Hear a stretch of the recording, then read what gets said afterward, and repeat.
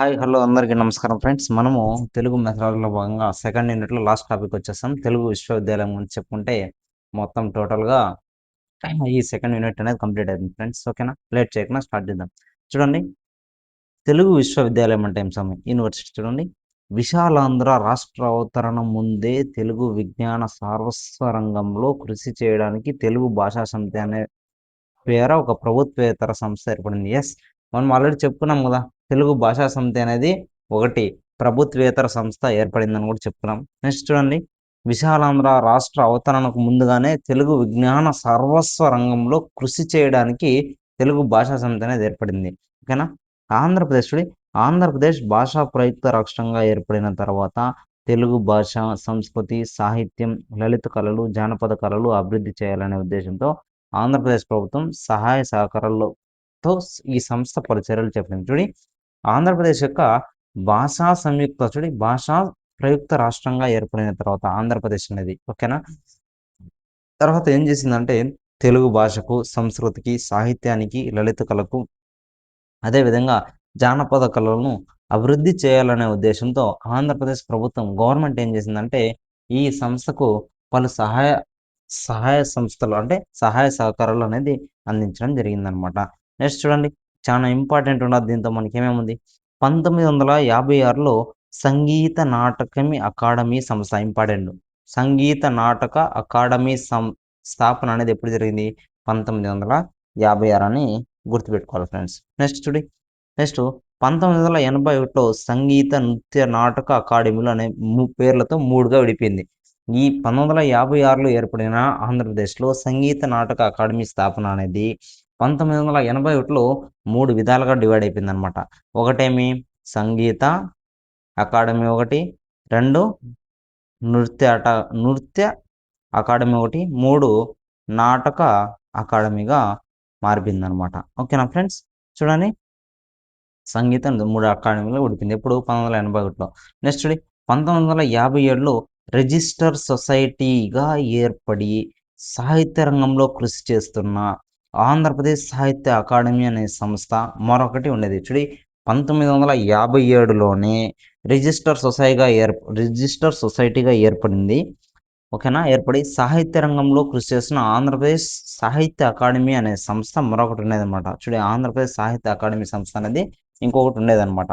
ఇక్కడ ఏం జరుగుతుందంటే ప్రవాసాంధ్ర, ఓకేనా, విదేశాంధ్ర విద్య, సాంస్కృతిక అవసరాల కోసం 1975లో జరిగిన ప్రప్రథమ తెలుగు సభల సందర్భంగా ఆమోదించిన తీర్మానాన్ని అనుసరించి తెలుగు అంతర్జాతీయ సంస్థ ఏర్పడింది. చాలా ఇంపార్టెంట్. ఒకసారి చూద్దాము.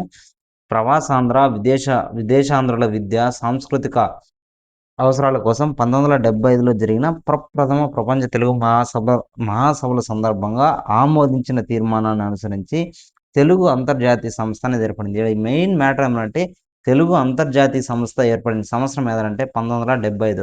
అదే సంవత్సరంలో ఏం చేశారు? ప్రప్రథమంగా ప్రపంచ తెలుగు మహాసభలు అనేది నిర్వహించారని గుర్తుపెట్టుకోవాలి. నెక్స్ట్ 1981లో లలిత కళా అకాడమీ,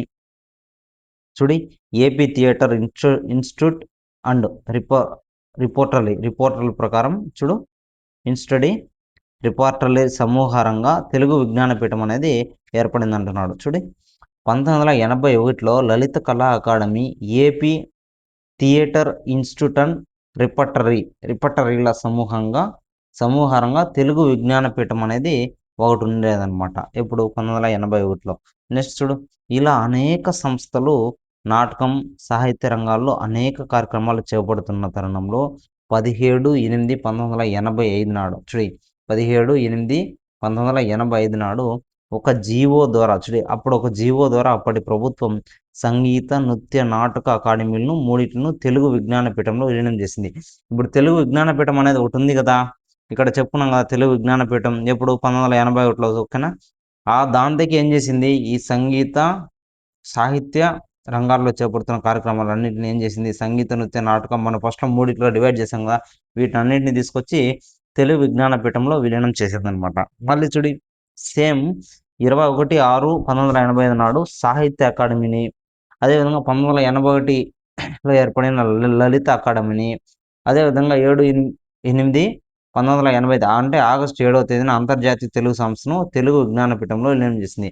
ఆ పైన మనం చెప్పుకున్న సంగీత, నృత్య, నాటక అకాడమీలు మూడిటినే కాకుండా ఇంకా తెలుగు విజ్ఞానపీఠంలో ఏమేమి విలీనం చేశారంటే సాహిత్య అకాడమీని, అదేవిధంగా లలిత అకాడమీని, అదేవిధంగా అంతర్జాతీయ తెలుగు సంస్థ విజ్ఞానపీఠంలో అంతర్జాతీయ తెలుగు సంస్థను కూడా మనోళ్ళు తెలుగు విజ్ఞానపీఠంలో విలీనం చేశారు. ఇక్కడ ఇంపార్టెంట్ ఏముంది సార్ చెప్పండి? ఇక్కడ ఇంపార్టెంట్ ఏముంది మనకి? చూడు 1985లో సాహిత్య అకాడమీ గుర్తుపెట్టుకోవాల. 1981లో లలిత అకాడమీని, అదేవిధంగా 1985లోనే తెలుగు సంస్థను కూడా తెలుగు విజ్ఞానపీఠంలో విలీనం చేశారని గుర్తుపెట్టుకోవాలి. ఇది ఇలా ఉండగా తెలుగు భాషా సాహిత్య సాంస్కృతిక లలిత రంగాల్లో ఒక ఉన్నత స్థాయి ఏకీకృత సంస్థ అవసరాన్ని అధ్యయనం చేయడానికి అప్పటి ప్రభుత్వం జస్టిస్ ఆవుల సాంబశివరావు నేతృత్వంలో నలుగురు విద్యావేత్తలతో కూడిన ఒక కమిటీని ఏర్పాటు చేసింది. చూడండి, ఇది ఇలా ఉండగా ఏం చేశారు? తెలుగు భాష, సాహిత్య, సంస్కృతి, లలిత కళా రంగాల్లో ఒక ఉన్నత స్థాయి ఏకీకృత సంస్థ అవసరాన్ని అధ్యయనం చేయడానికి, ఓకేనా, అప్పటి ప్రభుత్వం ఏం చేసింది? జస్టిస్ ఆవుల సాంబశివరావు నేతృత్వంలో నలుగురు విద్యావేత్తలని తో కూడిన ఒక కమిటీని ఏర్పాటు చేసింది అనమాట.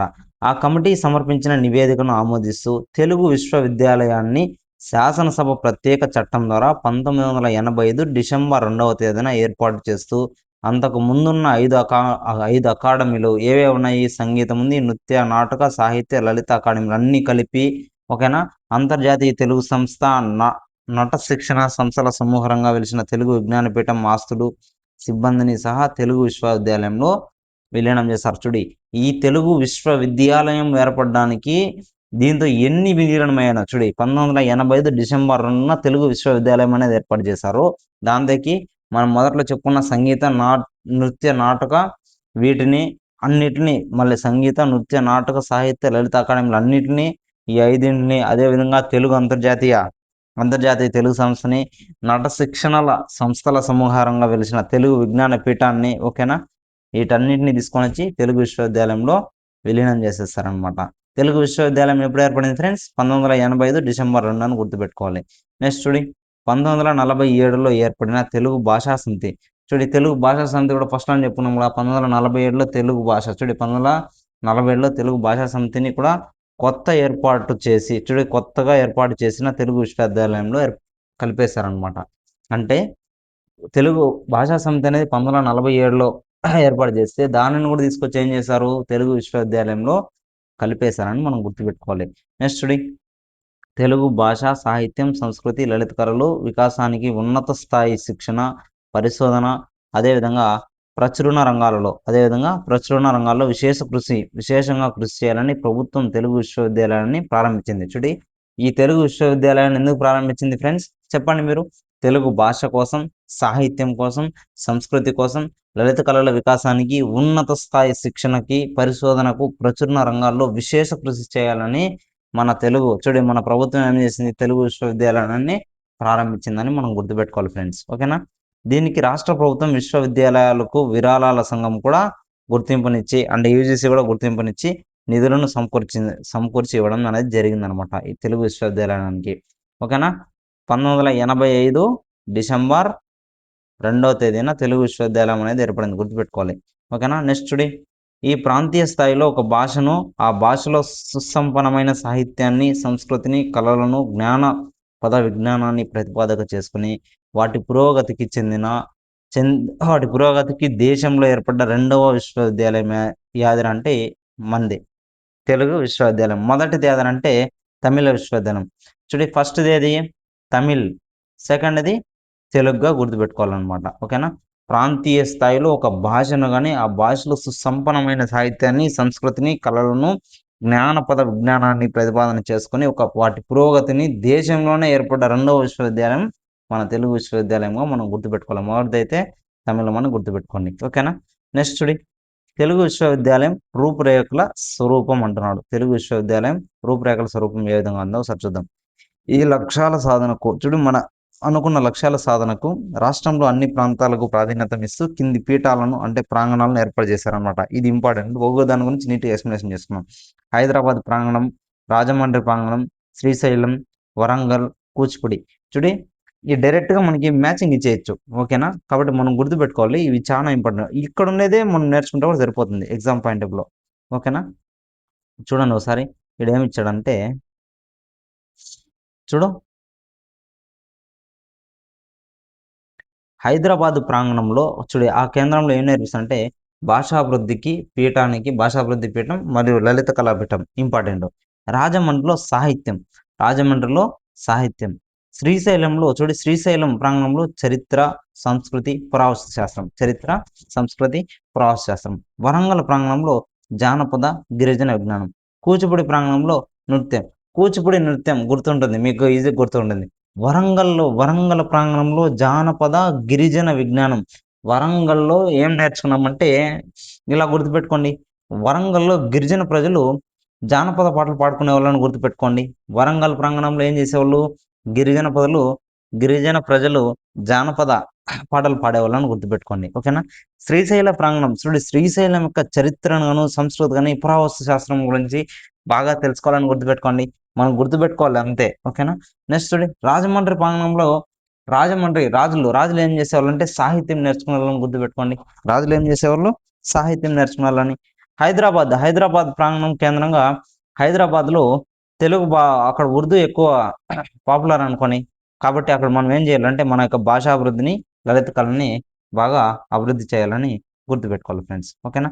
ఈ ప్రాంగణాలకు ప్రత్యేకత ఇప్పుడు సంక్షిప్తంగా తెలుసుకుందాం అంటున్నాడు. హైదరాబాద్ ప్రాంగణంలో ఏముందో చూడండి ఫ్రెండ్స్. ఇక్కడ 3 పీఠాలు, 4 కేంద్రాలు, 2 విభాగాలు ఉంటాయి. ఎన్ని పీఠాలు 3 పీఠాలు ఉంటాయంట, 4 కేంద్రాలు, 2 విభాగాలు ఉంటాయి అంటున్నాడు. ఈ పీఠాలు ఒకసారి చూద్దాం. 3 పీఠాలు ఏవేవి అనేసి. ఓకేనా? భాషాభివృద్ధి పీఠం, లలిత పీఠం, సామాజిక తదితర శాస్త్రాల పీఠం. 3 పీఠాలు ఉన్నాయి. ఏవేవి?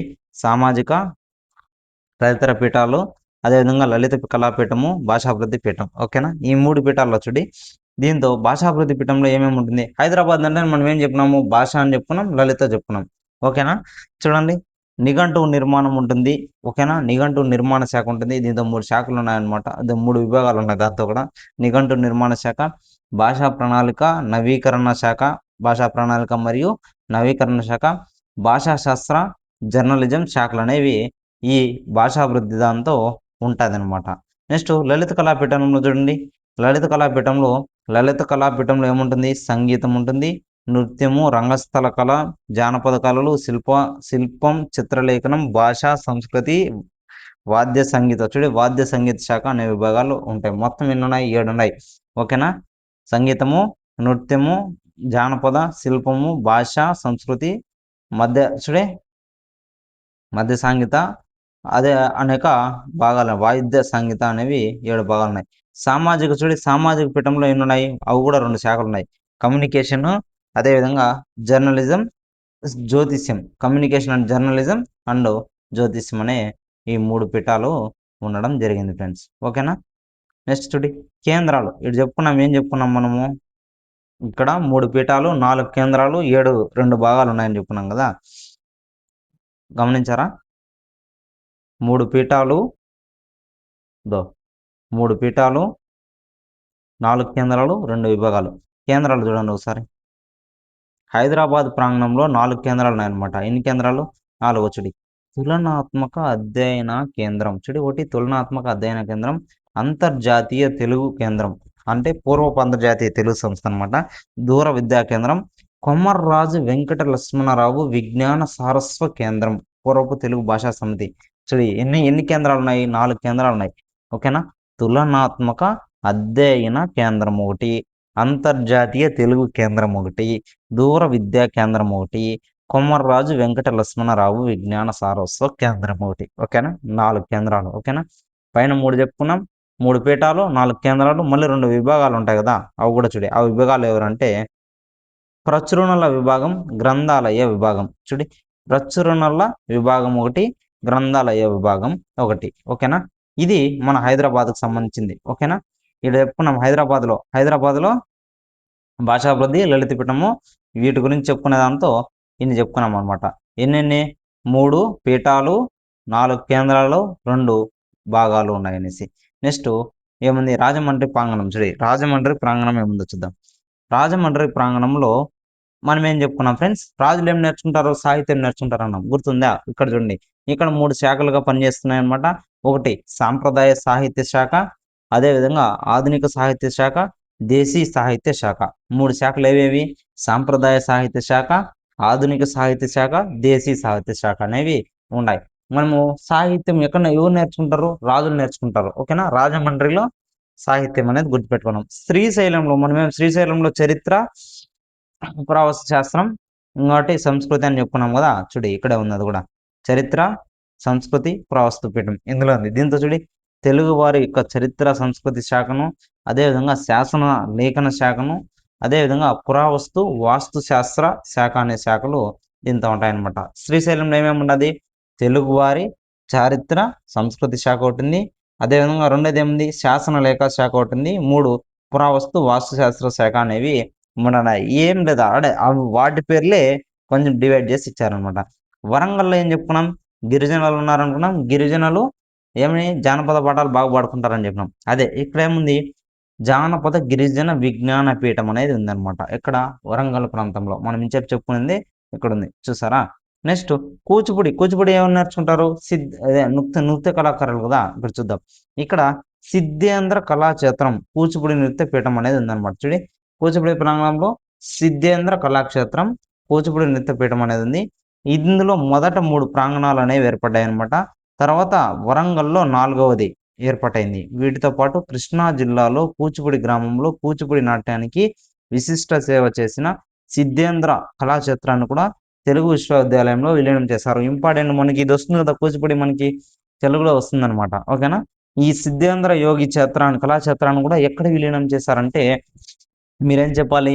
తెలుగు విశ్వవిద్యాలయంలో విలీనం చేశారని గుర్తుపెట్టుకోవాలి.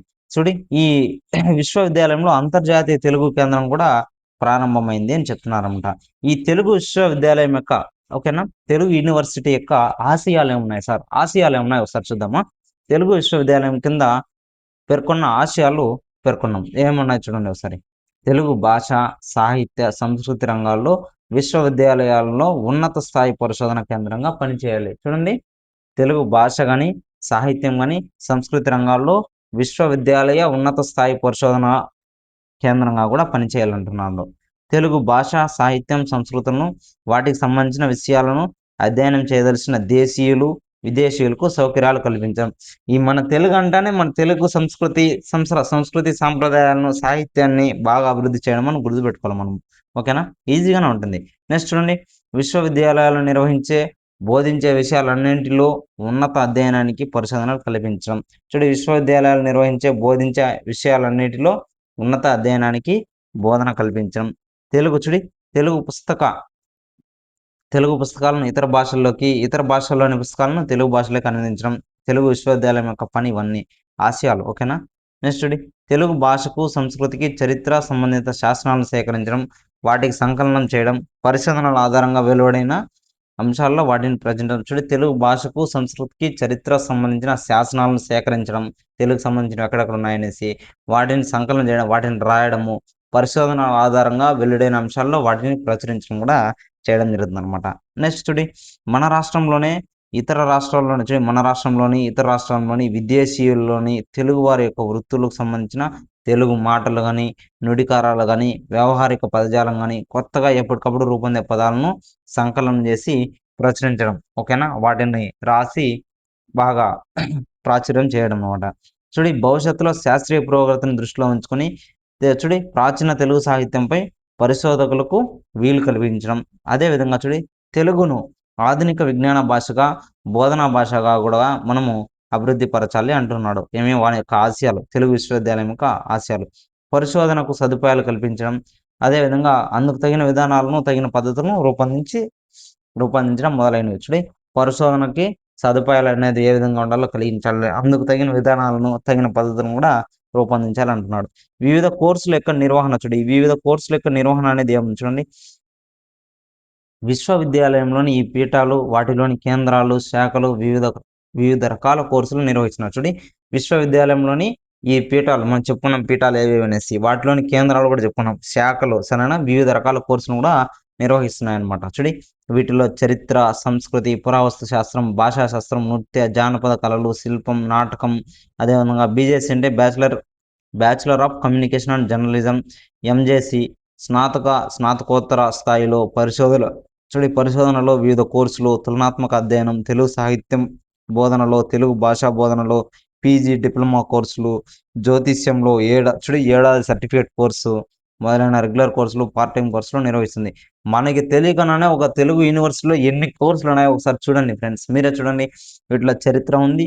ఓకేనా? తెలుగుకు సంబంధించిన చరిత్ర కానీ, సంస్కృతి కానీ, పురావస్తు శాస్త్రం కానీ, భాషా శాస్త్రం కానీ, నృత్యం, జానపద కళలు, శిల్పం, నాటకం, బీజేసీ అంటే bachelor communication of journalism, MCJ తర్వాత స్నాతకోత్తర స్థాయిలో పరిశోధన, వివిధ కోర్సులు కానీ, తులనాత్మక అధ్యయనం కానీ, తెలుగు సాహిత్య బోధనలో, తెలుగు భాషా బోధనలో పీజీ డిప్లొమా కోర్సులు జ్యోతిష్యంలో ఏడాది సర్టిఫికేట్ కోర్సులు కూడా మొదలైనవి రెగ్యులర్గా పార్ట్ టైమ్గా కోర్సులు నిర్వహించడం జరుగుతుంది. ఈ తెలుగు యూనివర్సిటీలో ఇన్ని కోర్సులు ఉన్నాయి, మనకి తెలియదు ఇవన్నీ. ఓకేనా? తెలుసుకోండి.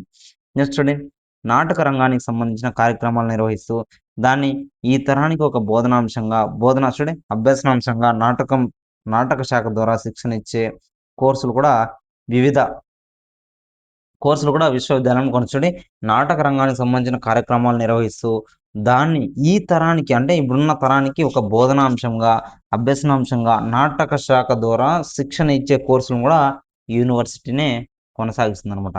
ఈ ప్రశ్నలు ఏం ప్రచురిస్తారో ఒకసారి చూద్దాం. ఒకసారి తెలుగు విశ్వవిద్యాలయంలో ఎంతో కాలంగా అలభ్యంగా ఉన్న గ్రంథాల్లోనూ ఎన్నో అముద్రిత గ్రంథాలను ప్రచురించి వెలుగులోకి తెచ్చింది.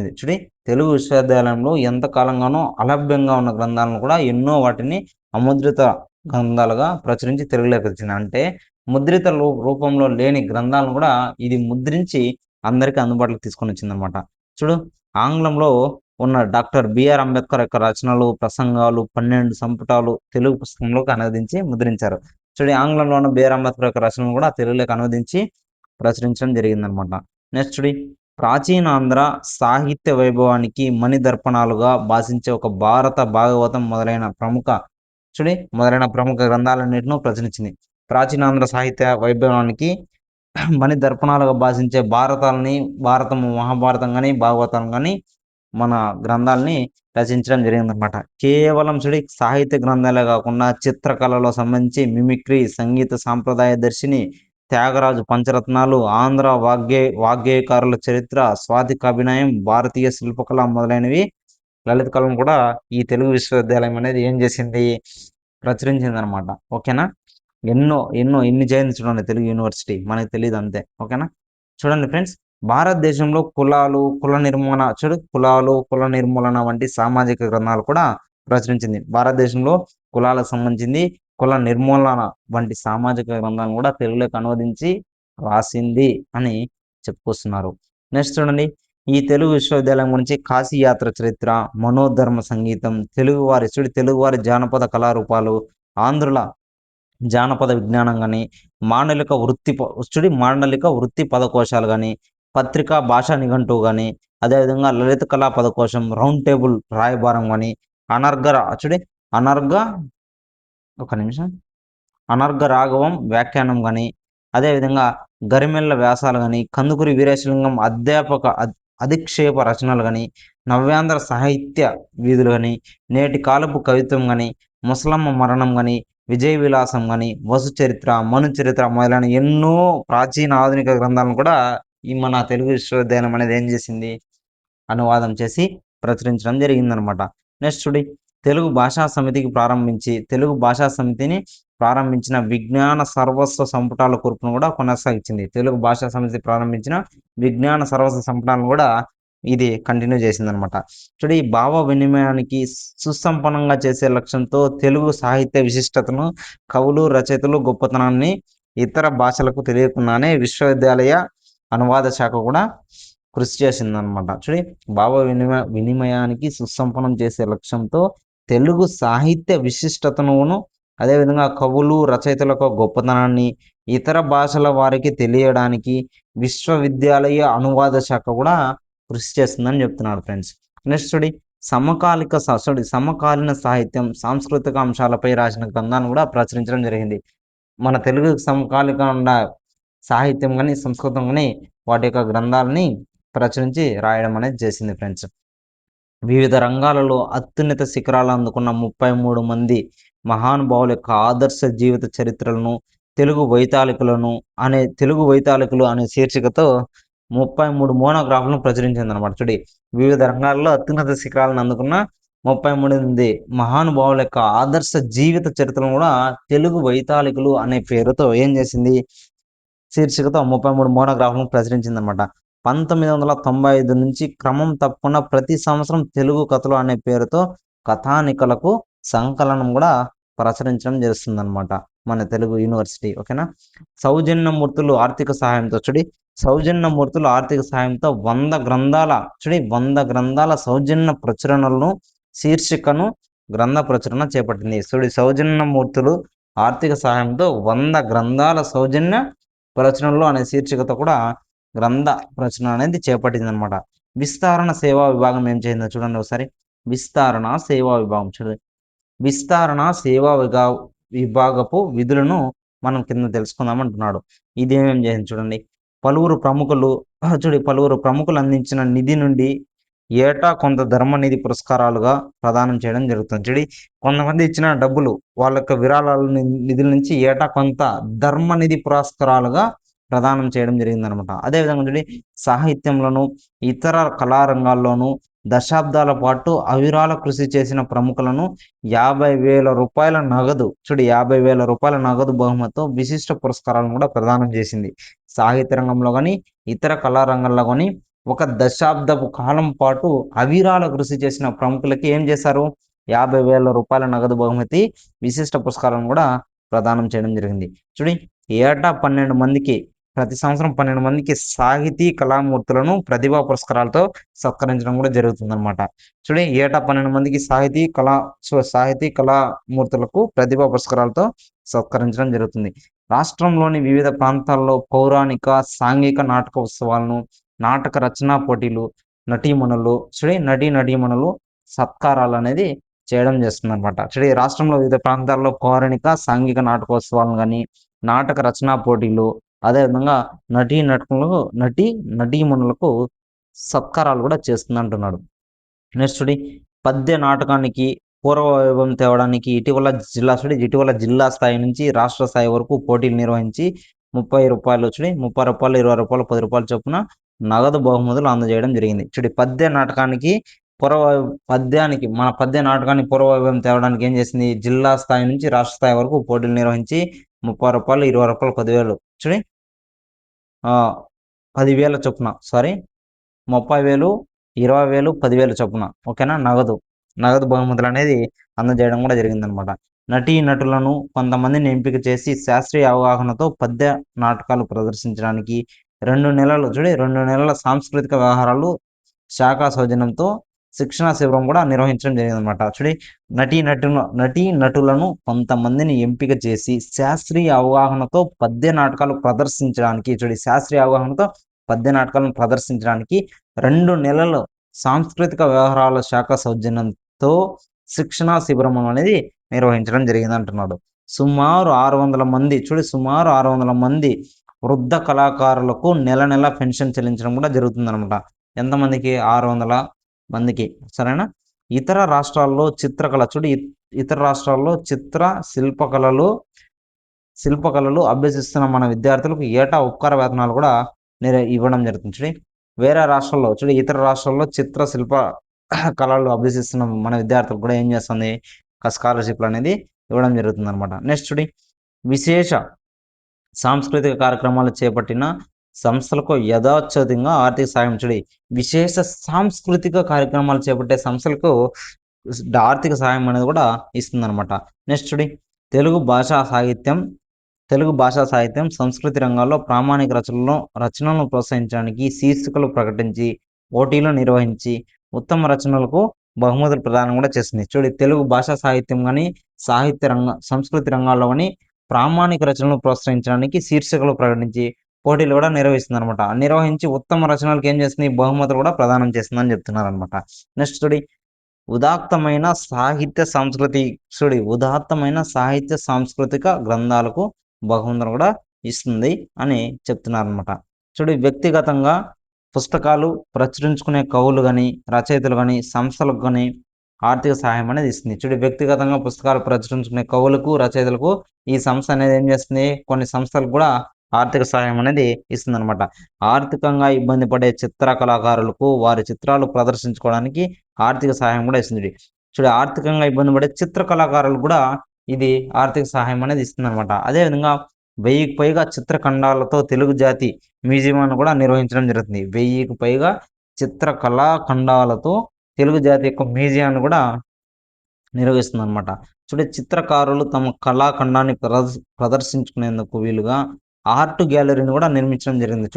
చిత్రకారులు అంటారు కదా, డ్రాయింగ్ వేసేవాళ్ళు, వాళ్ళ కోసము తమ యొక్క కళాఖండాలని, వాళ్ళ యొక్క కళల్ని బాగా ప్రచురించుకునేందుకు ఓకేనా ఒక ఆర్ట్ గ్యాలరీని కూడా నిర్మించడం జరిగింది అనమాట. నెక్స్ట్ విశ్వవిద్యాలయం విశ్వవిద్యాలయ స్థాపనకు కారకుడైన నందమూరి తారక రామారావు పేరును ఒక ఆడిటోరియం నిర్మించింది.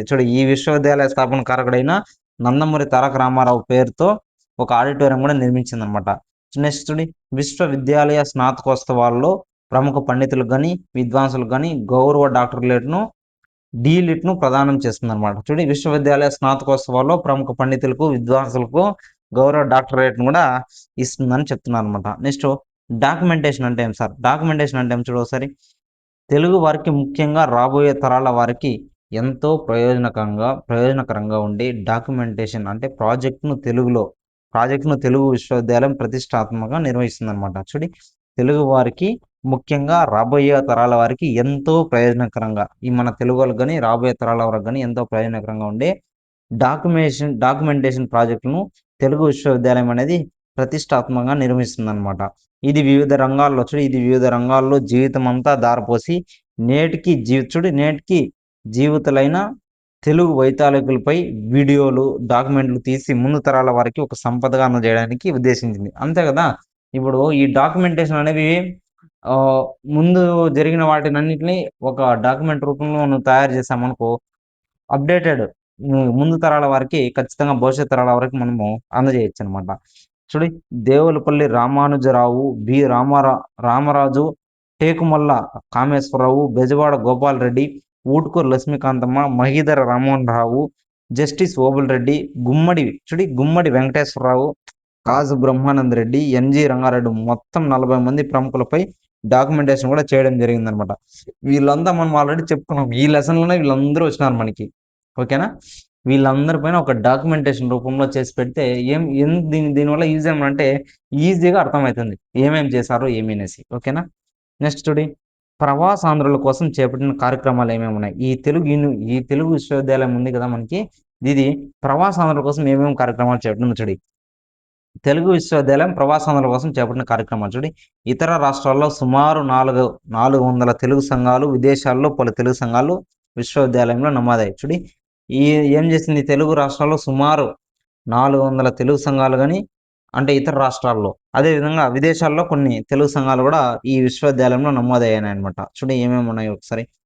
కర్ణాటక, తమిళనాడు, మహారాష్ట్ర, పశ్చిమ బెంగాల్, ఒరిస్సా వంటి రాష్ట్రాల్లో అమెరికా, మలేసియా, మారిషస్, దక్షిణాఫ్రికా, కెనడా, బర్మా, బ్రిటన్ తదితర దేశాల్లో తెలుగు సంఘాలు కూడా ఎంతో ఉత్సాహంగా తెలుగు విశ్వవిద్యాలయం చేపట్టే కార్యక్రమాల్లో పాల్పంచుకుంటున్నారు. ఎక్కడెక్కడ కర్ణాటక కానీ, మన పక్కన ఉన్న కర్ణాటక, తమిళనాడు, మహారాష్ట్ర, పశ్చిమ బెంగాల్, ఒరిస్సా మన ఇండియాలో రాష్ట్రాల్లో ఉంటే, అమెరికా, మలేసియా, మారిషస్, దక్షిణాఫ్రికా, కెనడా, బ్రిటన్, బర్మా దేశాల్లో కూడా ఈ తెలుగు సంఘాలు అనేవి ఎంతో ఉత్సాహంగా ఉన్నాయని చెప్తున్నారు అనమాట. ఇతర రాష్ట్రాల్లో పనిచేస్తున్న పాఠశాలలో తెలుగు బోధిస్తున్న అధ్యాపకులకు శిక్షణ ఇవ్వడం కోసం బొంబాయి, ఒరిస్సా రాష్ట్రంలో బరంపూర్ కానీ, పశ్చిమ బెంగాల్లోని టిట్లా గర్ కానీ, కర్ణాటకలో గంగావతి తదితర ప్రాంతాల్లో పునఃక్షరణ తరగతులను నిర్వహిస్తుంది. అంటే ఇతర రాష్ట్రాల్లో, మన స్టేట్ కాకుండా ఇతర రాష్ట్రాల్లో కూడా తెలుగు లాంగ్వేజ్ అనేది ఉంటుంది కదా, అక్కడ బోధిస్తున్న అధ్యాపకులు, శిక్షణ వాళ్ళకి ఏం చేయాలంటే వాళ్ళకి శిక్షణ ఇవ్వడానికి ఎక్కడెక్కడ బొంబాయిలో కానీ, ఒరిస్సా రాష్ట్రంలో బరంపూర్లో కానీ, పశ్చిమ బెంగాల్లోని టిట్లాగర్లో కానీ, కర్ణాటకలోని గంగావతిలో కానీ, ఓకేనా, తదితర ప్రాంతాల్లో పునశ్చరణ తరగతులు కూడా నిర్వహించడం జరుగుతుందన్నమాట. నెక్స్ట్ చూడు ఏముందో, పాఠశాల సామాగ్రిని బోధనోపకరణాలను అందచేయడానికి చూడు, పాఠశాల యొక్క సామాగ్రిని బోధనోపకరణాలు అందచేయడంతో పాటు, ఓకేనా, ఇతర రాష్ట్రాల్లో విదేశాల్లో తెలుగువారి పిల్లలు ప్రాథమిక స్థాయిలోనే తెలుగును సులభంగా అర్థం చేసుకోవడానికి నేర్చుకోవడానికి వీలుగా ప్రభుత్వం ఆధ్వర్యంలో బాపు రమణ రూపొందించిన 14 క్యాసెట్లు గల వీడియోలను పటాలను బహుమతిగా బహుకరించడం జరిగింది. చూడి, మనకి పాఠశాలలకు పఠన సామాగ్రి బోధనోపకరణాలను అందజేయడంతో పాటు ఇంకా ఏమేమి చేసింది, ఇతర రాష్ట్రాల్లో ఉండేవారికి, విదేశాల్లో ఉండేవారికి మన తెలుగు ఈజీగా అర్థం అవడానికి, చూడి, ప్రాథమిక స్థాయిలో మన తెలుగుని ఈజీగా సులభంగా నేర్చుకోవడానికి మన రాష్ట్ర ప్రభుత్వం అనేది ఏం చేసిందంటే, మన బాబు రమణారావు గారు రూపొందించిన 14 క్యాసెట్ల వీడియోలను కూడా ఫ్రీగా ఇచ్చిందనమాట.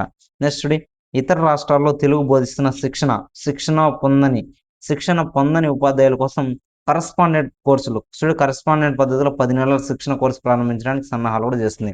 ఇప్పుడు వేరే స్టేట్లో తెలుగు బోధించడానికి ఉపాధ్యాయులు లేకపోతే, శిక్షణ లేని ఉపాధ్యాయుడు బోధిస్తుంటే అతనికి శిక్షణ ఇవ్వడానికి కూడా కరస్పాండెంట్ కోర్స్ అనేది 10 నెలలకి ఇవ్వడం అనేది జరుగుతుందన్నమాట.